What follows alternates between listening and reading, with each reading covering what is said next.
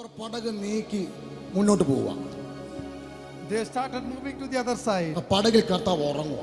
Jesus was sleeping in that boat. കർത്താവിന്റെ ഉറക്കം എന്ന് പറഞ്ഞാൽ നമ്മുടെ പ്രാർത്ഥനയ്ക്ക് മറുപടി ഇല്ലാത്ത സൈലന്റ് പീരീഡ് എന്നർത്ഥം. God sleeping means the silent period that was ഒരു ചോദ്യം. But one question. ഈ ജീവിതമാകുന്ന പടകിന്റെ അകത്ത് കർത്താവുണ്ടോ? Is there Jesus in this journey of your life? നിന്റെ ജീവിതമാകുന്ന പടകിനകത്ത് കർത്താവുണ്ടോ? Is Jesus in your lifeboat? നിന്റെ കുടുംബ ജീവിതമാകുന്ന പടകിനകത്ത് കർത്താവുണ്ടോ? Is Jesus in your family lifeboat? നിന്റെ തലമുറകളുടെ ജീവിതമാകുന്ന പടകിൽ കർത്താവുണ്ടോ? Is Jesus in your children's lifeboat? ഉണ്ടെന്ന് ഉറപ്പുണ്ടോ? Are you sure? ഈ പടകിൽ കർത്താവുണ്ട്. Jesus is here in this boat. കർത്താവ് ഉറങ്ങുക. He is sleeping. പക്ഷെ കർത്താവ് ഉണ്ടേ. But Jesus is there. ആമേൻ. ദൈവത്തെ വിളിക്കുന്നവരും ദൈവത്തെ വിളിക്കാത്തവരും തമ്മിലുള്ള വ്യത്യാസം എന്താ?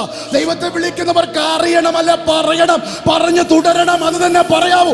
എന്നെ ദൈവത്തെ സ്നേഹിക്കുന്ന എനിക്ക് വേണ്ടി നിർണയപ്രകാരം വിളിക്കപ്പെട്ട എനിക്ക് വേണ്ടി സകലമല്ല സകലവും നന്മയ്ക്കായി തീർക്കും. You should proclaim that God who called me will make everything good for me. സഹോദരന്മാർ പരസ്പരം സംസാരിച്ചു. യഹോവ അത് ശ്രദ്ധ വെച്ച് കേട്ടു. The brethren spoke and God heard it. എന്നാ കേൾക്കണ്ടേ? What he should hear. വിടുതൽ പറയുന്ന കേൾക്കണം.